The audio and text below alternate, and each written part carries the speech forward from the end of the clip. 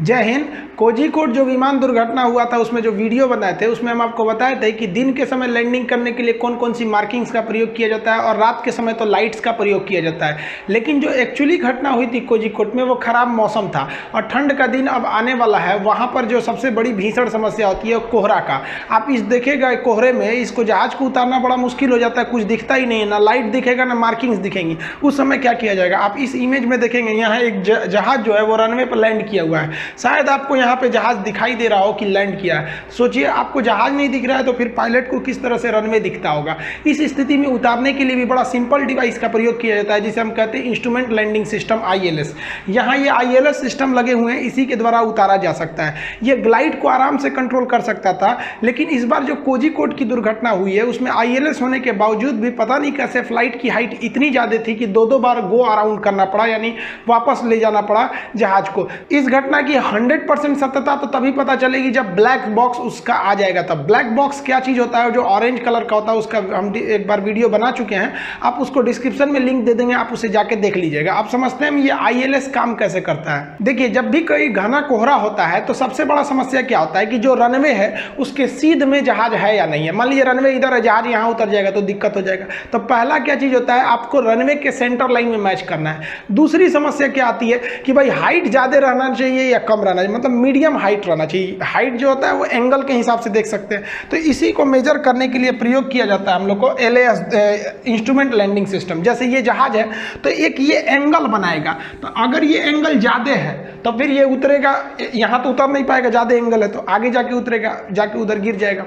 और दूसरा कि मान लीजिए ये इसको इस सीध में उतरना है, उतर जाएगा इस सीध में, तो ये इसी को रोकने के लिए ILS का प्रयोग करते हैं। ILS सिस्टम में मेनली दो चीज़ें होती हैं। एक होता है एंटीना, आप यहाँ से लेकर यहाँ तक देख रहे होंगे ये एंटीना लगे हुए हैं, ये सब एंटीना लगे हुए हैं। ये क्या करता है, यही बताता है कि रनवे के बीचों बीच की जानकारी यही देता है, एकदम बीच में ले आ देता है। इसे हम कहते हैं लोकलाइजर। ये एंटीना हो गया लोकलाइजर। अब यहाँ आप देखेंगे कि एक खड़ा हुआ इस ये शेप में है, यहाँ एक दूसरा एंटीना टाइप का है। ये बताता है ग्लाइड स्लोप कि आप बहुत ज़्यादा हाइट पे हैं, कम कीजिए, या कम रहेगा तो कहेगा कि आप और उठाइए, नहीं तो जाकर पिछला का या पोछिया लड़ जाएगा नीचे, हाइट उठाइए। तो ग्लाइड स्लोप को मैनेज करने के लिए ये होता है। इन दोनों को मिला देते हैं तो उसी को कहते हैं इंस्ट्रूमेंट लैंडिंग सिस्टम ILS। तो ILS दो चीज़ों को से मिलकर बना होता है। और ये जो चीज़ें देख रहे हैं इस तरह से, ये तो फिर हम आपको बताए थे रात में उतारने के काम में आता है। ये तो सेंटर लाइन है, जब मौसम सब सही है तो ये लाइट्स होती हैं जो इसको दिखा देती है कि हाँ यही है, लेकिन खराब मौसम में लाइट दिखाई नहीं देता है। तो ये मत समझिएगा कि ILS का हिस्सा, ये अप्रोच लाइट है, रात में उतारने के काम में आता है। ILS यानी इंस्ट्रूमेंट लैंडिंग सिस्टम का जो पहला डिवाइस होता है लोकलाइजर, वो एंटीना के समान होता है, बहुत ज्यादा मात्रा में पाए जाते हैं ये लोकलाइजर।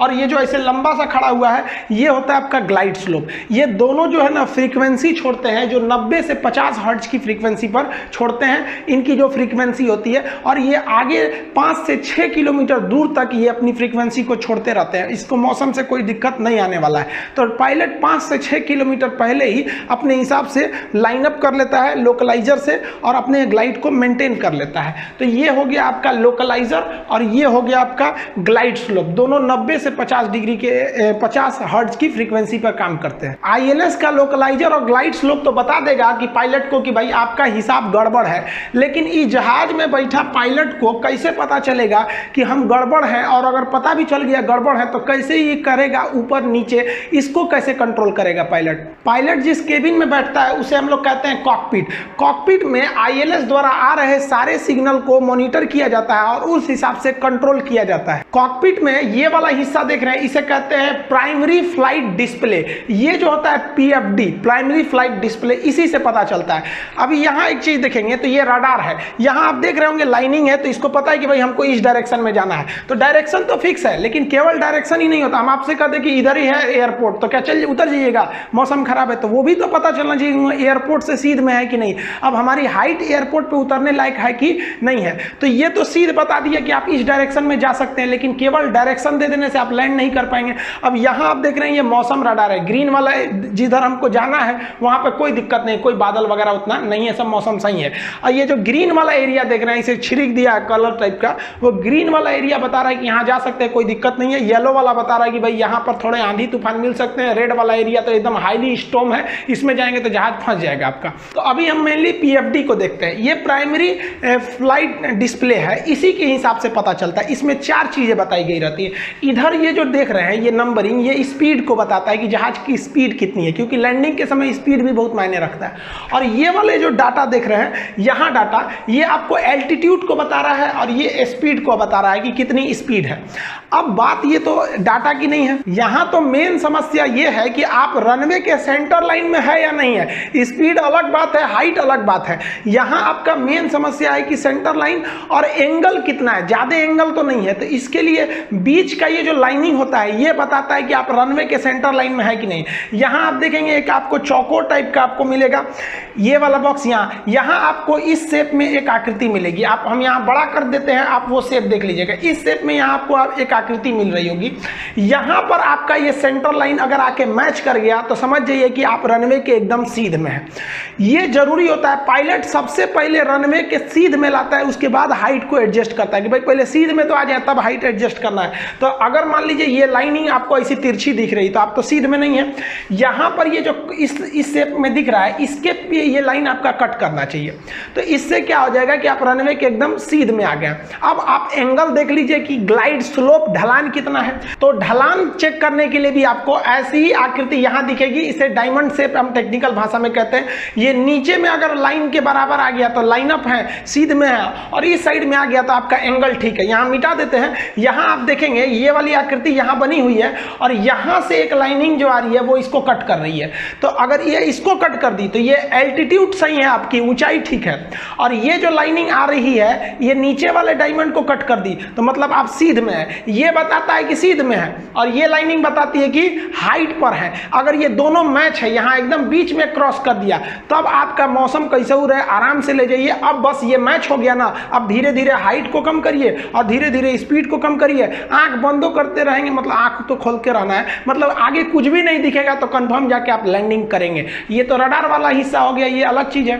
पीएफडी में यहाँ देखिए ये वाला ससुरा उड़ाटेगा, यहाँ इसका ये मेन जो रनवे का सेंटर लाइन है ये भी मैच नहीं कर रहा है, और ये जो ग्लाइड है ये भी मैच नहीं कर रहा है। ये तो गया, हमको लग रहा है ये उड़ाते हुए ही इसका इमेज लिया गया है। हालांकि अगर लैंडिंग के समय ऐसा है तो गड़बड़ है। इसको क्या करना पड़ेगा, सीध में लाना पड़ेगा इस तरह से। तो जहाज का जो यॉक होता है उससे इसको सीध में लाना पड़ेगा। यहाँ देखिए यहाँ पर इसका डायमंड, यहाँ डायमंड इसका त्रिभुज के समान है तो ये यहाँ पर है, मेन सेंटर लाइन भी इसी के से गुजर रहा है तो ये तो ठीक है। यहाँ देखिए यहाँ का जो डायमंड ना बना के यहाँ त्रिभुज बनाया है और यहाँ से जो लाइनिंग है वो इसके सीध में ये एकदम बढ़िया काट रहा है। अब इसको कुछ नहीं करना है, यहाँ से इसको स्पीड कम करना है और यहाँ से एल्टीट्यूड कम करना है। चुपचाप टुकुर टुकुर देखना है, अभी तक दूर पे रनवे दिखेगा और जो ILS इसको सिग्नल देता है तो अंदर वह बोलते रहता है कि हाँ 200 100 ऐसे करके बोलते रहता है कि इतना करीब आ गए हैं। तो इसमें ये इंस्ट्रूमेंट मदद कर देते हैं लैंडिंग में। आज के समय के इसी एडवांस टेक्नोलॉजी की मदद से हम कितने भी खराब मौसम में आराम से लैंड करा सकते हैं।